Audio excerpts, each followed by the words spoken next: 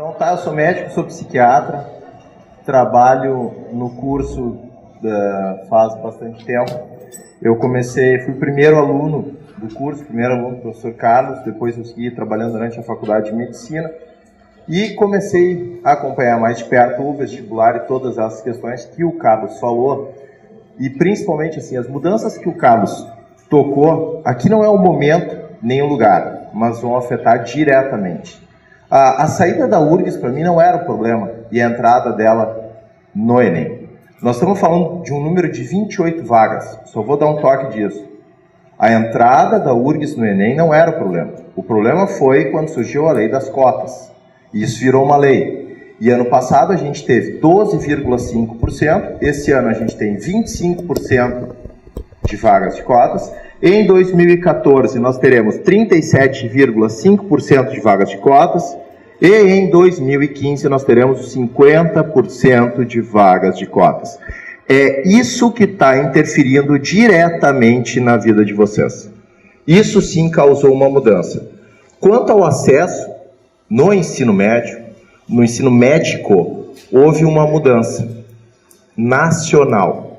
O fato da medicina ter aparecido com ênfase direta nos últimos dias, nos telejornais, na questão de falar de um salário médio de 10 mil reais e os médicos não terem interesse, gerou uma procura nas capitais assustadora. Eu fui atrás desse dado, vendo em São Paulo, no Rio, e foi um fenômeno das capitais. Porque o cara está sentado em casa e está vendo ali mercado de trabalho, e o pai chega para ele e diz assim, ó, tá faltando médico. E o salário é 10 mil.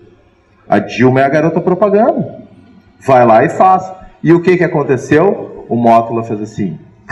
E não foi o Mótula, foi em todas as capitais. Houve uma enxurrada de alunos. E houve uma outra mudança silenciosa, que vocês, aí não está ao alcance de vocês ainda, mas que vocês devem ter escutado um pouco, que foi o ato médico. O ato médico limitou muito, o Carlos deu um toque, que é um novo perfil de aluno. O ato médico fez o cara hoje, que está dentro de um curso como enfermagem, nutrição, fono, físio, pensar o seguinte, eu não vou ficar comendo na mão de um médico. Eu vou tentar ser médico. E houve uma enxurrada de alunos.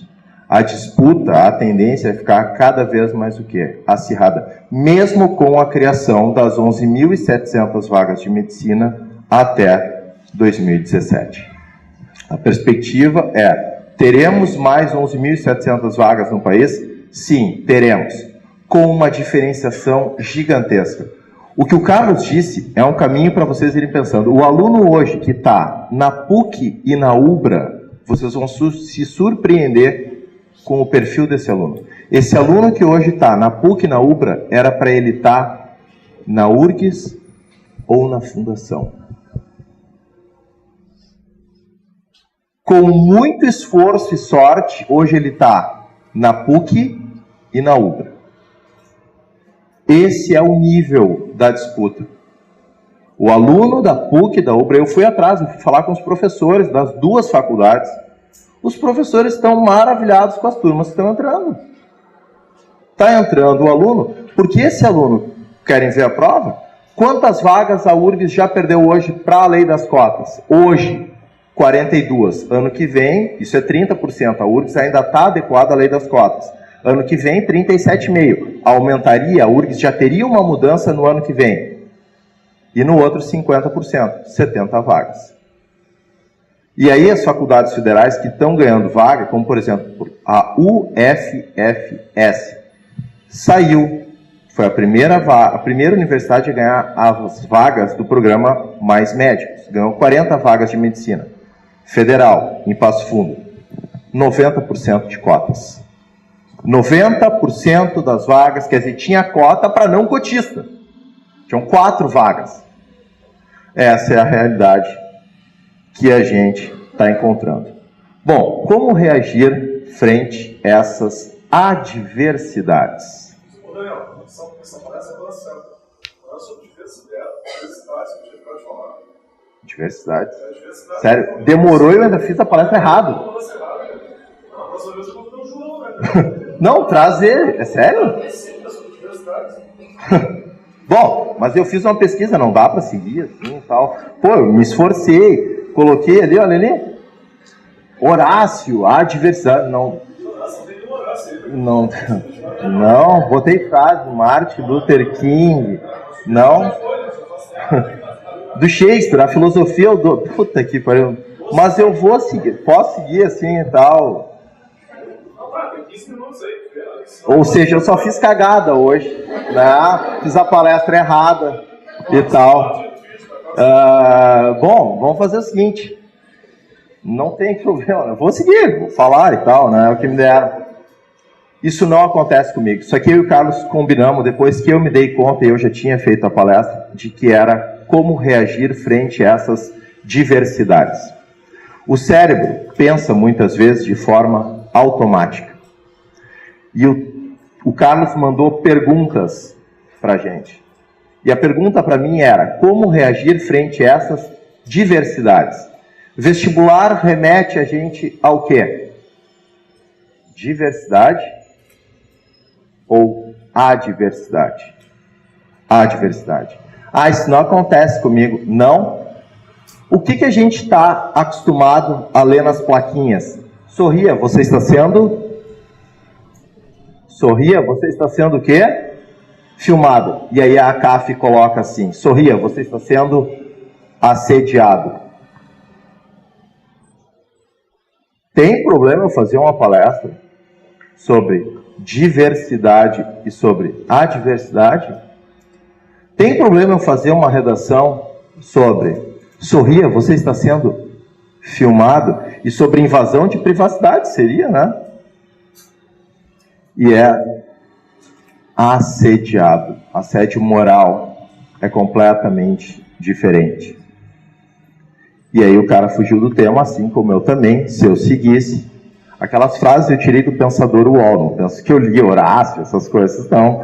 Foi uma sacanagem que eu fiz ali e tal. É isso. Ou seja, isso aí está no dia a dia de vocês. E vocês só vão conseguir lidar com essas coisas através de treinamento, sendo bons leitores. A escrita, os primeiros relatos das diferenças da escrita para o cérebro começam há 5 anos, há 5.000 anos.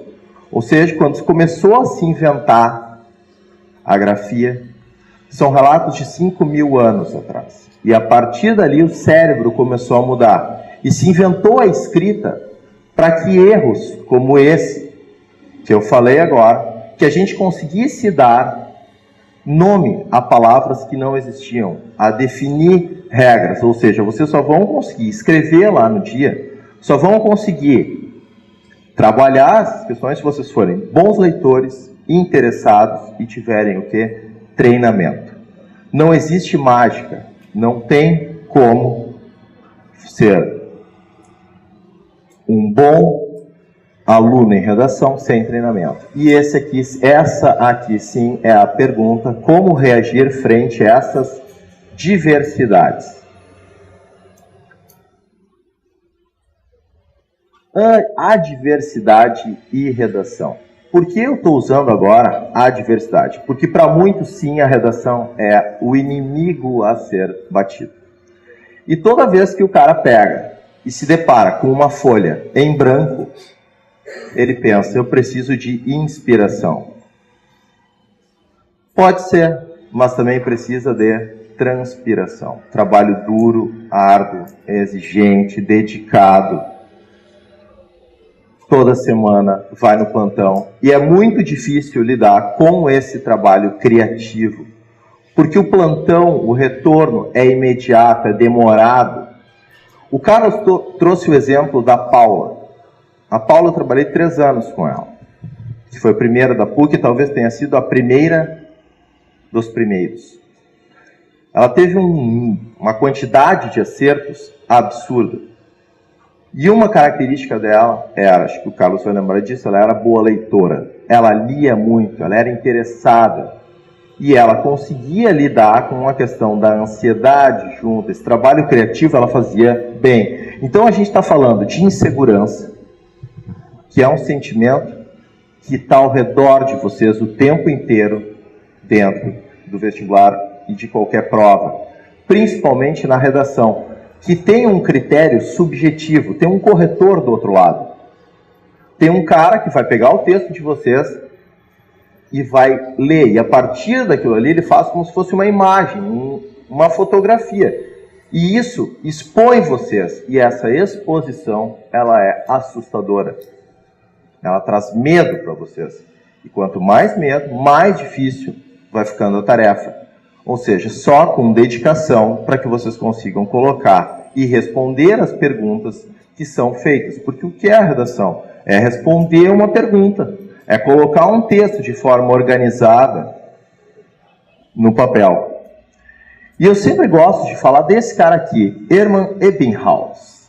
Esse cara diz pra gente e fala sobre a curva do esquecimento. Então, é importante vocês saberem de que metade do que vocês aprenderem aqui hoje, vocês esquecem 1 hora após ter aprendido. Eu vou repetir porque vocês vão esquecer. Metade do que eu falei, 1 hora depois. Você esquece metade do que aprendeu 1 hora após ter aprendido. Como a gente diminui essa sangria desvairada de perda? Ou seja, tu vai perdendo. O esquecimento faz parte desse processo. Insistindo, tentando, testando formas, conhecendo os portais de maior período de fixação. E para isso, a gente vai ver algumas coisas. Eu pediria que vocês fechassem os olhos agora e eu vou falar 3 vezes uma coisa. Fechem os olhos e só se concentrem. Por favor, fechem, senão não vai dar. Eu quero que vocês fechem os olhos, senão não vai ter graça. Eu vou falar 3 vezes uma coisa e nós vamos ver depois elas escritas. A primeira, adversidade. A segunda, adversidade. E a terceira, adversidade. Abram os olhos e eu vou passar. Pelo som, eu falei o quê? Ah, é? Então vamos ver. A primeira eu fiz uma pergunta para vocês. Há diversidade? Sim. A diversidade existe e ela está aí, na cara de vocês, nas provas que vocês vão fazer. E isso se torna uma adversidade. O som foi o mesmo. O som. Só que eu fiz uma pergunta, iniciei uma resposta e, por último, eu coloquei o adversário. Se vocês não tiverem um treinamento, se vocês não começarem a reconhecer esses inimigos silenciosos que estão no dia a dia de vocês e jogar no meio disso a questão da ansiedade, do pavor e de todas essas coisas, vocês não vão conseguir lidar com isso no dia da prova. Não existe. Não existe alguém que não fez nenhuma redação que vai chegar lá e vai passar com 1000. E aí o Enem acabou apanhando, na minha opinião, de forma gratuita por algumas pessoas. Poucos vão tirar 1000 na redação do Enem, mas o cara encontrou a bela justificativa para sua reprovação. Como o Carlos disse, é a prova mais fácil de chegar na nota máxima. Realmente é. Mas tirar 1000 não é para qualquer um. E a gente pegou alguns textos em que as pessoas estavam realmente reclamando e não fazia sentido nenhum a reclamação. Na minha opinião e na do Carlos, o texto merecia até menos. O cara ganhou mais. Ou seja, se paga uma conta muito alta para a redação, ou seja, estamos dentro das adversidades. Mesmo sentido? Não. Adversidade, do latim adversitare, significa desgraça, infelicidade, má sorte. Diversidade é tudo que nos diferencia de algo ou de outro. Eu teria feito uma palestra indo para a direita, quando o Carlos pediu que eu falasse indo para a esquerda. Isso vai acontecer quando vocês estão escrevendo, quando vocês estão lendo, quando vocês estão interpretando, quando vocês estão compreendendo. Todo nesse momento, o cérebro de vocês está ali, pensando, sendo exigido. E aí nós vamos tentar entrar depois no porquê que isso acontece. Eu vou falar um pouco, assim, os estudos anatômicos na humanidade começaram no século XVI, de verdade, quando um cara chamado Andreas Vesalius era um cara meio estranho. Então eu vou ler um parágrafo de uma tese de doutorado de um cara que diz o seguinte: Andreas Vesalius é considerado o fundador da anatomia humana e reformador da anatomia animal no século XVI. O principal objetivo dos estudos comparativos de Vesalius era mostrar que os antigos escritos anatômicos de Galeno descreviam a estrutura de animais, não a do homem. Poucas disciplinas se baseiam tão firmemente no trabalho de um homem quanto a anatomia se baseia na obra de Vesalius. Ok, o cara fez um texto e tal, contando. Isso foi um parágrafo que eu peguei lá de um livro da história da medicina e tal. Mas um livro bem já num outro livro que são as 10 maiores descobertas da medicina, o Vesalius entra. Esse cara é pouco importante para a medicina. E a descrição é assim: esse horrendo relato de suas atividades, primeiro como estudante de medicina em Paris e depois como anatomista em Pádua, revela um jovem Vesalius fanaticamente determinado a aprender, a qualquer custo, os segredos do corpo humano. O Vesalius é o seguinte, era um cara meio estranho. Ele saía de noite, entrava num cemitério, roubava uns cadáveres e levava para casa. E lá, com os cadáveres em putrefação, ele começava os estudos anatômicos dele. Ou seja, são 2 livros falando do cara, mas a forma de relatar é diferente. Um é um relato acadêmico, ortodoxo. O outro já entra numa outra esfera. E vamos passar o Vesalius para o século XXI. Vamos supor que o Vesalius tivesse um Twitter. @a_Vesalius. É hora do trabalho. Vou pegar uns corpos. Fui, partiu o cemitério. Esse seria Vesalius no século XXI com a sua hashtag partiu cemitério. As coisas vêm mudando. Se vocês não souberem lidar com a diversidade de textos, o cara que nunca fez uma redação da ACAF vai lá e faz a redação da ACAF, ele vai mal.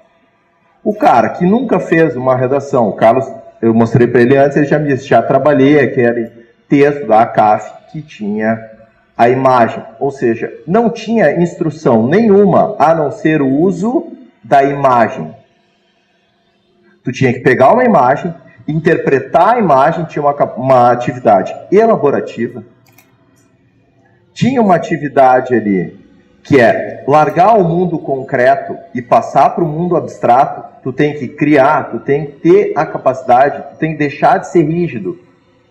A redação, sim, é um abacaxi para vocês. Ela exige um número sem fim de dados para que vocês pensem, reflitam, e isso torna a redação cada vez mais difícil, porque é uma forma de comunicação e está lidando com o momento. O Carlos tocou na diversidade, e a redação hoje, ela não é só decisiva, ela é definitiva. Aquele exemplo que o Carlos usou, provavelmente ele se perdeu já num passado. Olha o absurdo, porque a PUC mudou o seu critério, e falando em números. Quando a gente diz que uma questão de biologia salvava o cara, eu quero dizer para vocês que isso foi no ano passado. No momento que a gente está falando que o 4 é de 7,1 a 8,5 e que o 5 é do 8,6 ao 10, vamos fazer o seguinte exemplo: 7,1 para 9,6. Tem 2,5 pontos de diferença. Não tem 2,5 pontos. A redação vale 5. Ou seja, tu multiplica 2,5 vezes 5, dá 12,5. 12,5 significa que o cara, para encostar nesse cara, nessa diferença, tem que acertar 2 questões a mais de português e 3 questões a mais das matérias de peso meio. 3? Não. 5. Ele tem que acertar 7 questões a mais, sendo que 2 são na prova de português. Ele está rodado. Então, aquela diferença que o Carlos falou, do 4 para o 5, que era 1 grau, tornou-se, nesse ano, definitiva. Ela não existe mais. A gente não sabe quantos acertos serão necessários dentro das 40 questões mais importantes e nem qual vai ser o grau de decisão da redação dentro desse novo contexto, porque as cotas nesse ano têm mais um viés. Elas dobraram, elas passaram dentro de todas as universidades federais e universidades públicas para 25%. Logo, escrever bem é fundamental, é o ponto em comum que decide. É a redação, atualmente, que está colocando vocês dentro de qualquer prova seletiva, vestibular, concursos, onde tem redação, ela decide.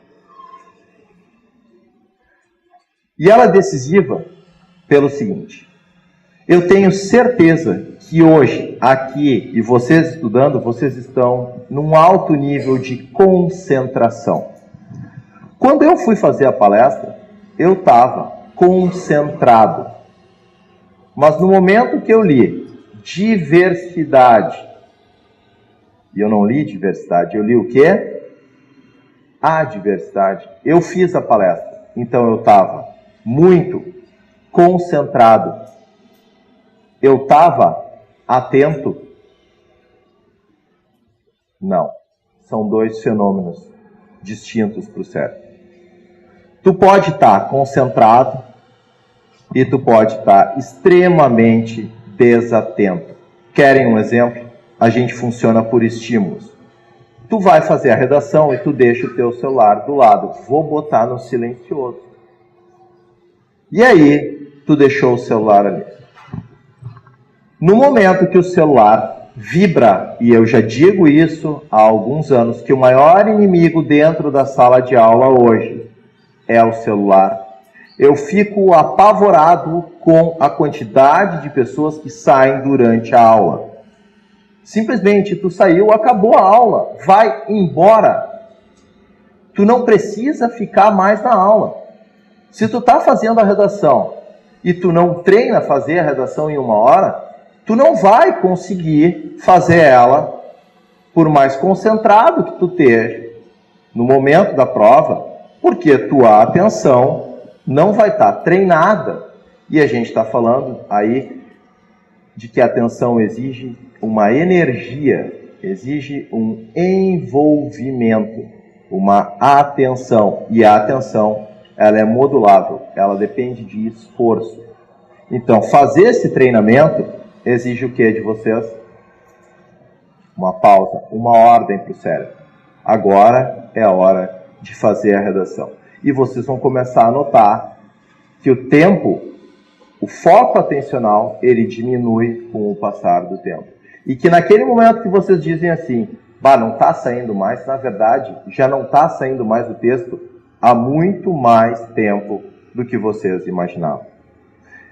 Então, se tu não treinar fazer a redação em 1 hora, que é o tempo médio, tu não vai conseguir fazer a redação no dia. Tu não vai conseguir.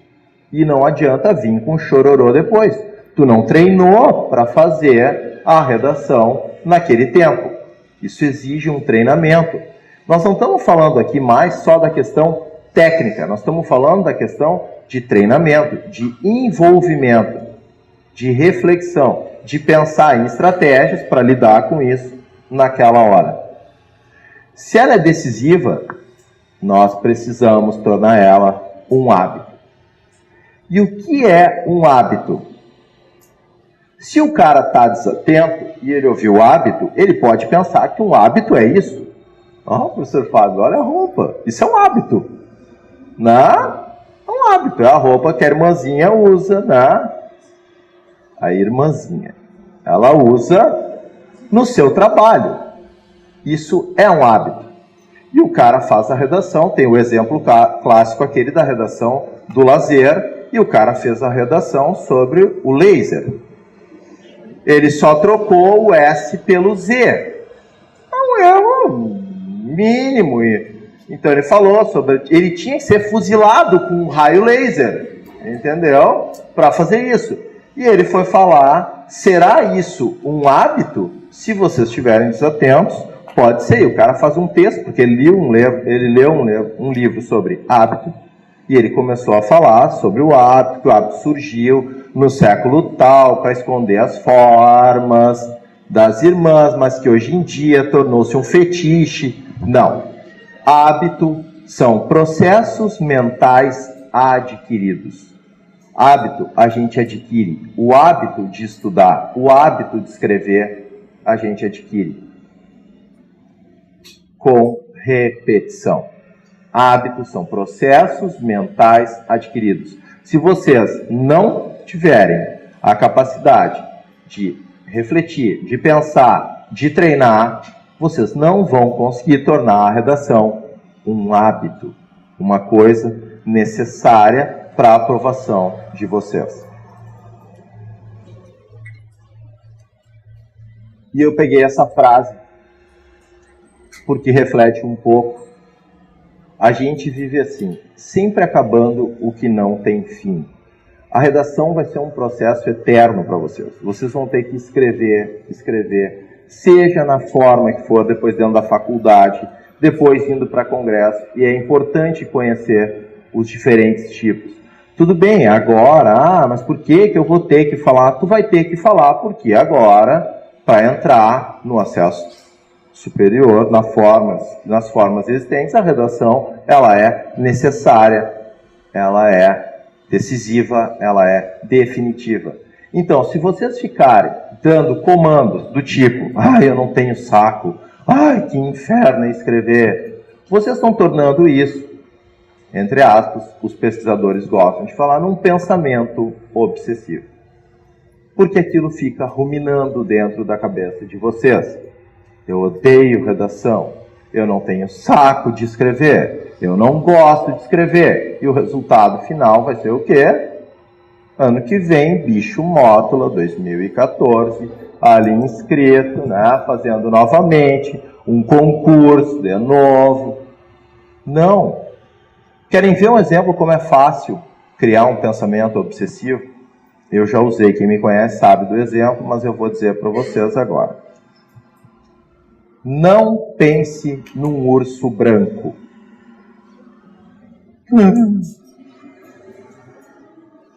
Aí os caras seguiram e diziam para as pessoas, toda vez que tu pensar num urso branco, só que o cara falava, não pensa num urso branco. É a imaginação que vem na gente, a propaganda da Coca-Cola, o ursinho tomando a sua coca e nunca do Nate G. Wild, que é o urso comendo uma pessoa. Eles não são pessoas dóceis. A imaginação da gente transforma o ursinho branco na propaganda da Coca-Cola. Não! E aí eu digo, não pense num urso branco. E vocês ficam. E aí eles pediam para as pessoas, no intervalo entre uma falada e outra, para elas começarem a apertar um botão e dizendo assim, eu pensei.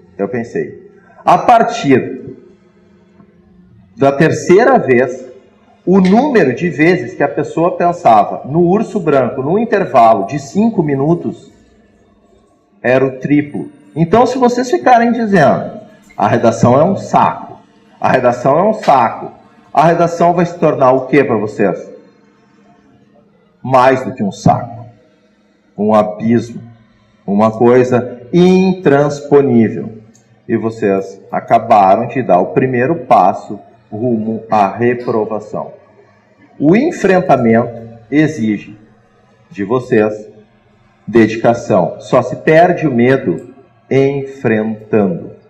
centrando a bunda, encarando a página em branco e entender que a maioria das ideias vem de uma página em branco. É ali quando um grande músico senta na frente do piano e sem ter uma nota, sem ter nada, ele cria uma música. É quando, e aí o Marlon usou uma frase do Saramago, é quando o Saramago senta na frente do computador e tem uma página em branco e escreve um livro que ganha o Prêmio Nobel de Literatura. É essa a capacidade. A gente não quer que vocês saiam daqui, e talvez saiam o primeiro brasileiro, o Prêmio Nobel ali em literatura, quem sabe, mas que vocês consigam fazer uma redação que coloque vocês dentro do curso sonhado de vocês. Que coloque, que permita que vocês consigam fazer, e isso não existe milagre. Existe dedicação. Força de vontade. Força de vontade para o cérebro é o seguinte, eu uso muito, vai doer. Sim, vai doer. Quem me conhece sabe que essa é uma frase que eu uso muito. Vai doer. Sim, vai doer. Azar. Força de vontade exige esforço. Tu vai ter que mover energia. E vontade, tu vai ter que gostar de sofrer. Então, é só assim que vocês vão conseguir chegar nos vestibulares e fazer um bom texto.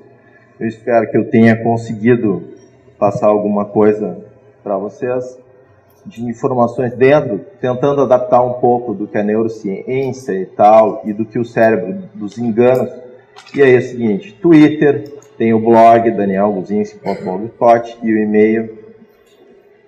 E eu só tenho a agradecer, se alguém tem uma pergunta, alguma coisa, mas depois já do atraso ali, eu só tenho a agradecer o Carlos. Pô, eu fui o primeiro aluno do Carlos e essa história de fazer eventos, assim, a gente começou há quase 10 anos com um evento que se chamava Medicine.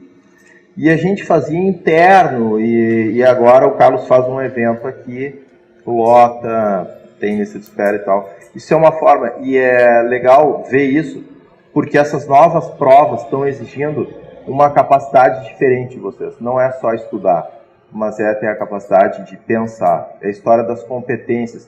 Tu pode saber tudo, mas se tu não souber juntar as informações, tu pode ter várias habilidades, mas se tu não conseguir juntar as habilidades, tu não te torna competente. E o que as pessoas querem hoje, na maioria das universidades, são pessoas competentes. É um conjunto de habilidades que tornam vocês competentes no processo no ensino superior. Valeu, pessoal. Obrigado, Carlos.